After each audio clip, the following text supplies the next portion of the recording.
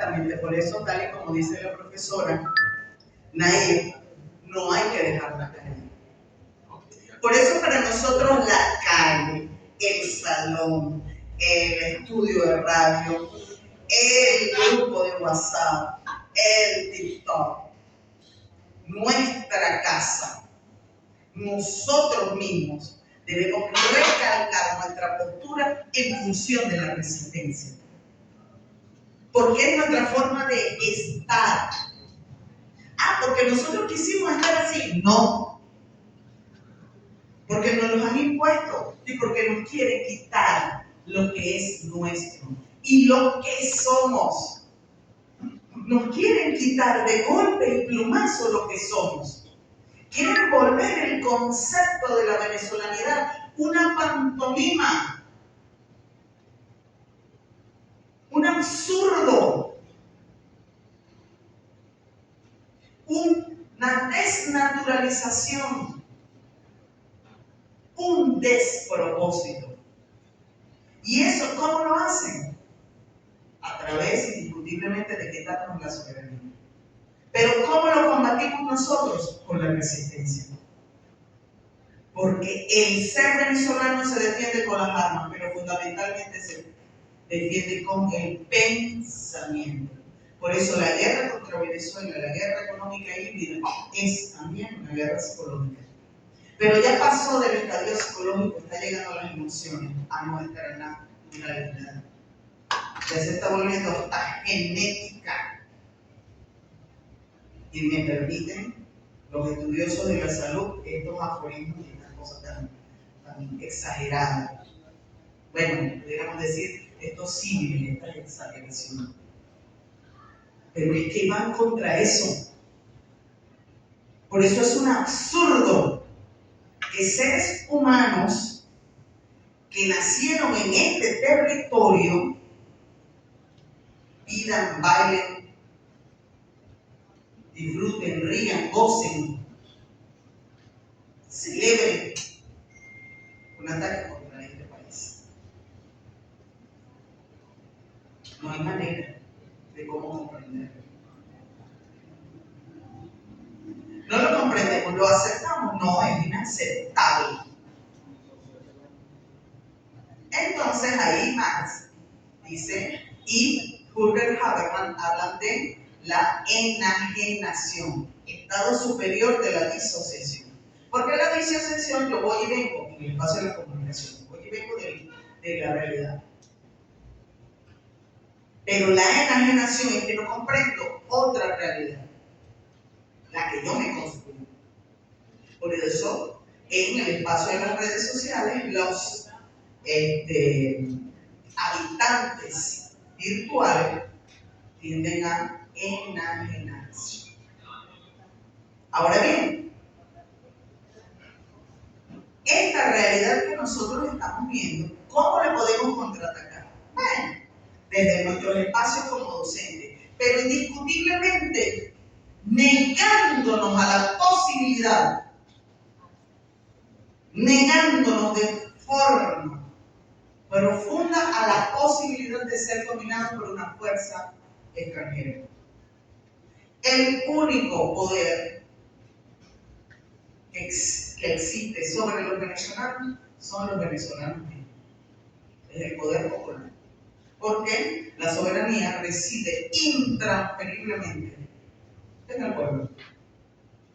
Ahora bien, conceptualmente, ¿qué significa la resistencia popular? Es ese conjunto de acciones colectivas, pero yo quisiera que prestáramos atención aquí. Sociales, manifestaciones militares, políticas, postura e ideología. Culturales, lo que estamos haciendo con esta construcción hermosísima de todos estos cánticos y expresiones artísticas, pictóricas, escultóricas, desde las bellas artes en resistencia. A mí me parece que hay unas piezas musicales, ideológicas, extraordinariamente hechas y con un contenido de resistencia social, popular, extraordinario. Y económicas. La resistencia económica. Y yo pondría ahí la resistencia comunicacional como mi aderezo particular. ¿Por qué? Porque en la soberanía comunicacional, en la soberanía no solo territorial, nosotros protegemos lo que está aquí, el cerebro, y protegemos esas interconexiones que hacemos, y protegemos nuestras emociones, y nos hace sentir que pertenecemos. El 3 de enero, luego de las 3 de la mañana, 5 de la mañana, 6 de la mañana, 7 de la mañana, 8 de la mañana, durante todo ese día, la sensación colectiva que se ha producido, que se produjo, lo que nos hizo sentir fue que no sabíamos a quién pertenecíamos. Esa angustia, invariable ganas de llorar, esa rabia que algunos manifestaron, era lamentablemente esa sensación insoportable de no pertenecer. ¿Por qué no pertenecimos? Porque a pesar de que no querramos, la Constitución de la República Bolivariana de Venezuela se ha metido en nuestra sangre. El reconocimiento del Estado Democrático y Social de Derecho y Justicia, aunque plenamente nosotros no lo descubramos, no sepamos teóricamente lo que significa, ella es y está dentro de nosotros. Después de 25 años de revolución se ha logrado profundizar indeclinablemente nuestra racionalidad. Han pasado 2 décadas y ha nacido gente, ya ha fallecido gente. Pero lo más importante es que se ha desarrollado gente durante este proceso. Y eso nos ha marcado como seres humanos. Eso fue violado arteramente con cada detonación el día 3 de enero. Por eso ese día nosotros no nos sentíamos en esta realidad. No comprendíamos la realidad. Tratamos desesperadamente de recuperar la normalidad.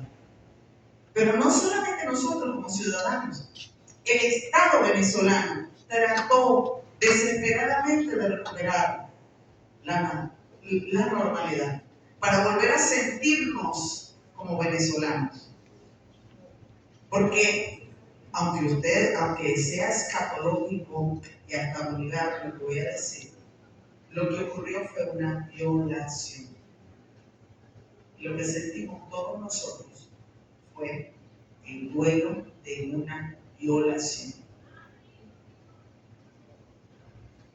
Aceptémoslo. El suelo patrio fue violado. Fue transgredido, maltratado, mancillado, superado. Y nosotros no pudimos hacer nada. Nos quedamos paralizados, fuimos violados. Ahora, ¿qué estamos haciendo? Recomponiendo que estamos en resistencia. Y obviamente estamos construyendo desde nuestra realidad, desde nuestra particularidad, una respuesta absoluta. Por eso para nosotros es vital 2 cosas. Una, comprender que el presidente de la República Bolivariana de Venezuela fue secuestrado conjuntamente con la primera combatente. Que eso es un delito de lesa humanidad. Que el atropello, que el bombardeo contra Venezuela fue una violación. Entonces, con esos 2 conceptos nosotros podemos asumir una postura de resistencia popular. Por eso es que no está de más. Por eso es que no es poco, es mucho. Cuando yo acompaño desde mi particularidad alguna manifestación popular y acompaño una caminata. Por eso es indispensable que yo, en el espacio de mi discurso con los otros y de mi discurso académico y de mi discurso familiar y de mi discurso vecinal, yo planteé la necesidad de mantenernos en resistencia y de que solo los venezolanos decidimos el destino de los venezolanos. y que lo que pasó fue una violación. Pero que necesitamos encontrar la justicia. Pero ¿dónde vamos a encontrar la justicia? ¿Quién nos va a dar la justicia? ¿Nosotros? ¿Un juez en Nueva York? ¿En la Unión Europea? ¿En la OEA? ¿En la ONU? Ahí no está la justicia. Para muchos de nosotros la justicia es divina. Y Dios permita que se cumpla el mantra que se dijo hace algún tiempo y que hasta el día de hoy se cumple. El que se mete con Venezuela se seca. Esa quizás es la justicia suprema. Pero también está la justicia que nos hacemos nosotros mismos. Y es esa justicia de mantenernos en resistencia. Ahora, esa resistencia para nosotros es indígena porque es primigenia. Nosotros antropológicamente somos seres de resistencia. Está en nuestros genes.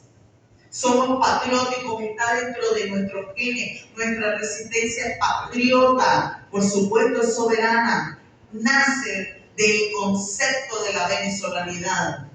Es cultural porque se manifiesta en lo que somos y fundamentalmente es política, ideológica, combatiente, combativa y humana. Me atrevo a decir que la resistencia en el venezolano es una práctica humana y humanizante. Es decir, que nos volvemos más humanos en la medida en que nosotros estemos en resistencia. Algún día estaremos en insurgencia, pero por los momentos estamos en resistencia. Y ya estando en resistencia, ganamos. Porque no nos quitan lo más preciado que tenemos. La libertad de ser. No la libertad de poseer, sino la libertad de ser. Lo que nosotros antropológicamente, lo que el autor Andrés Cañizales le dice, el ser venezolano. Indiscutiblemente que si nosotros nos vemos desde este concepto, nosotros podemos comprender por qué este plan de formación quiere iniciar poniendo dos categorías fundamentales en nuestro cerebro. Que pensemos sobre eso. Uno, la soberanía, es decir, el ser. La resistencia, el estar. Nosotros somos venezolanos en soberanía y estamos en resistencia. Ese es el concepto, ¿no? ¿Cómo participamos en ella? Desde las aulas para nosotros. No tenemos otra. ¿Y cómo se producen estos dos grandes conceptos? Me voy a permitir hacerles una pequeña caracterización, un poco para dar pie posteriormente a la discusión, porque es interesante escucharlo, además de que ya tengo un buen rato conversando. En principio, nosotros somos una Venezuela seriada. Hay autores y hay quienes hablan de que el asedio contra Venezuela comenzó en el 2014, que la guerra asimétrica, híbrida, contra Venezuela comenzó a partir del 2014-2013. Para esta humilde servidora comenzó en el año 2000. ¿Por qué razón? Porque comenzó a partir de la resolución 80 que tomó el Banco Central de Colombia cuando dijo que liberaba a las casas de cambio para poner la fluctuación del valor de la divisa extranjera dólar y su comparación con otras divisas extranjeras, entre paréntesis dice el bolívar, según las fluctuaciones del mercado. Allí comenzó el primer ataque, un ataque internacional. Y a partir de allí se produjo el desplome. De hecho, nosotros venimos de 3 procesos de reconversión monetaria. Es decir, que el estadio inicial de la guerra y del asedio contra Venezuela se comete en el país hermano de Colombia. Por eso es que, como decían la conseja popular, no me duele la patada, sino el burro que me la dio. ¿Ya? Entonces, en principio, nosotros venimos de golpe de Estado, asfixia económica, cerco diplomático y colapso energético. De igual manera, bloqueo comercial y, por supuesto, atentados y guarimbas, que fue la efervescencia disfrazada popular que fue mediada por otras cosas. Esto, por supuesto, generó desenfreno,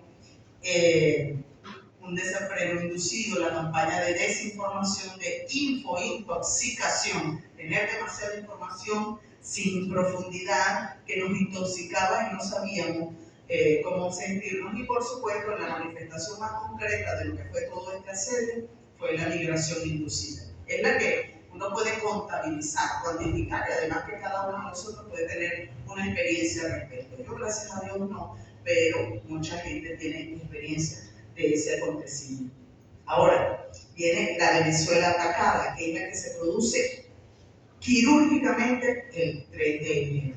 ¿Qué es lo que pasó? Pues indiscutiblemente el bombardeo directo a objetivos en Caracas, Miranda, La Guaira y Aragua. El secuestro del presidente Nicolás Maduro, la campaña de desinformación que se produce el 3, el 4 y el 5, una cosa terrible, bestial, esta figura de pantomima, porque el poder que está atacando a Venezuela no es Donald Trump es el muñequito que mueve. Por eso es que las declaraciones de Donald Trump contra Venezuela fueron muy particulares, que pudo haber hecho una secuencia de lo que fue el 3, lo que fue el 4 y lo que fue el 5. Fue una cosa que fue cambiando. Él dijo, no, Venezuela es nuestra, ya nosotros controlamos tal cosa, lo que viene es la transición, nosotros vamos a llamar a elecciones y tal. Horas después, más tarde, que dice, Delcy es una muchacha muy bonita y yo creo que tal cosa, después tal cosa, Delcy, si no se pone las pilas, si no hace lo que nosotros queremos, que va a pasar lo mismo que Maduro. Después, el secretario Marco Rubio se está encargando de conversar con Delcy y él habla todos los días. O sea, ¿me explico? Y eso fue él, diciéndolo él, no mandado a decir lo que dijo, lo que salió de su boca. Eso, por supuesto, generó una desinformación absoluta y muchos de nosotros hablamos, lo dijimos, tenemos que aceptarlo, que había traición, que nosotros traicionamos, que entregamos. Eso lo dijimos. Claro que sí. Y eso es producto de la desesperanza. Eso es lo mismo que le pasa a las personas, a algunas mujeres, a algunas personas que han sido violadas, que dicen, la culpa la tengo yo. Y que la gente dice, no, ella la violaron porque salió a las 10 de la noche con esa falda cortica. Ella andaba buscando eso. Eso es la analogía de hablar que hubo traición. ¿Por qué? Porque el decir que hubo traición, aunque lo hubiera o no lo hubiese, es desquebrajar nuestra soberanía y desquebrajar nuestra resistencia. Porque empezamos a dudar de nosotros, del concepto de la venezolanidad. Vean lo terrible que es pensar en eso. Vean lo terrible, lo que nos causa. Entonces, obviamente, la amenaza directa hacia las figuras, y es que, y después de él sí tuvo a los días, así que a las semanas, decir, mire, esa gente me llamó, sí es verdad, pero me dijeron que tenía 15 minutos para este show, que si no, yo estaba dispuesto, que me iban a matar, que a Maduro se lo llevaron, y se lo llevaron porque Delcy lo entregó. Pero entonces la tipa, yo no entregué a nadie, estoy aquí resistiendo, pero me dijeron que si no me ponía las pilas me iban a matar. Pero yo no me voy a poner las pilas, nosotros vamos a seguir haciendo lo que tenemos que hacer. Y el plan de vuelo es este. Después de eso, ¿cuál fue la declaración de Donald Trump? Ella lo desafía. Obviamente tenía que cumplir la amenaza, ¿no es así? Está muerta, no está aceptando lo que yo estoy diciendo. No está aceptando que me va a entregar el petróleo. ¿Qué era lo que había que hacer? Tiene que matarla. ¿No le dijiste que le iba a matar? ¿Qué es lo que hiciste? Entrar en un proceso de negociación. No, que vamos a negociar, vamos a establecer, vamos a ir a mandar a una gente para allá. ¿Ves cómo cambió el tono del discurso? Político hegemónico y discutible. Entonces, está la Venezuela en resistencia en el 2026. ¿Cómo es esa? Bueno, una resistencia cultural a través de nuestros cánticos, de nuestra cultura, literatura, de nuestra cultura, de nuestro teatro, de nuestra venezolanidad. Obviamente, la cohesión política que se está produciendo, porque no lo quieran aceptar la gente que milita en el pensamiento de derecha, tiene que cerrar filas como lo ha hecho Bernabé Gutiérrez. Los adecos nos vamos a poner un fusil en el hombro. Claudio Fermín, uno de los cerebros filosóficos de la oposición venezolana. Es que yo estoy indignado por lo que pasó. Y así, Luis Brito, entre otros. Por supuesto que los payasos de siempre que están fuera de Venezuela, ellos tienen que decir otras cosas, porque ellos ya dejaron de ser, porque ellos no pertenecen, ya no están en Venezuela. Entonces, por supuesto, la articulación cívico-militar indispensable, y el otro punto fundamental es la movilización popular y el pensamiento crítico. El pensamiento crítico, y para lograr el pensamiento crítico, la responsabilidad es nuestra. Esa no es de más nadie. Esas no son de los jefes de derecho. La responsabilidad es nuestra. ¿Y cómo formamos el pensamiento crítico? No es que pasemos las 2 horas, 4 horas que estamos en la unidad curricular, fácil integradora de proyectos, o estamos en semiótica, o estamos en infografía periodística, o estamos en discurso periodístico, o estamos en identidad y soberanía, o estamos en tecnología del aprendizaje, o estamos en pensamiento lógico-matemático. Indiscutiblemente que es dedicado a cumplir con el deber del artículo 130. Y es que es responsabilidad de nosotros preservar, es deber nuestro preservar la soberanía nacional. Y para eso tenemos que hacer consciente a los otros del acto soberano. Consciente a los otros del acto soberano. Y eso es altamente posible y es nuestra responsabilidad. Así que, compañeros, yo quería dejar en el uso de la palabra a ustedes, no planteándoles una pregunta generadora, porque me parece muy grosero de mi parte a unos docentes de su naturaleza, a unos seres humanos como ustedes, a unas personas, a unas dignas personas como ustedes, yo plantearles preguntas. Qué absurdo. Las preguntas se las tienen que plantear ustedes, no soy yo. Yo tengo ya las mías. Yo tengo las mías. Y estoy en esa búsqueda de encontrar esa respuesta. Lo que sí quiero dejar en la memoria de ustedes y en la presencia humana es que no los devuelvan. Son nuestros. Y no tienen nada que hacer en los Estados Unidos. Y no deben responderle a los Estados Unidos absolutamente nada. Porque estamos en resistencia. Muchísimas gracias.